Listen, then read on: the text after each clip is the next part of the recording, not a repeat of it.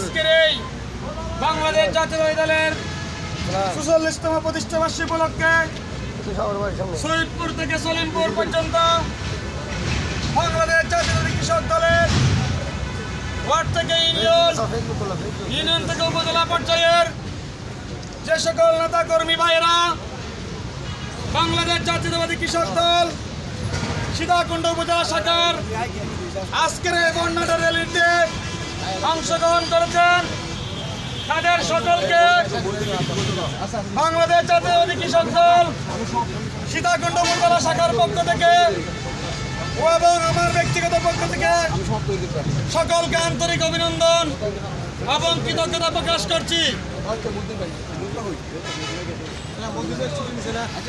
না না এই মহিলা তো 10 নম্বর মন্দির আছে। নাই নাই সরি গেছে। আচ্ছা ডাক্তার সাহেব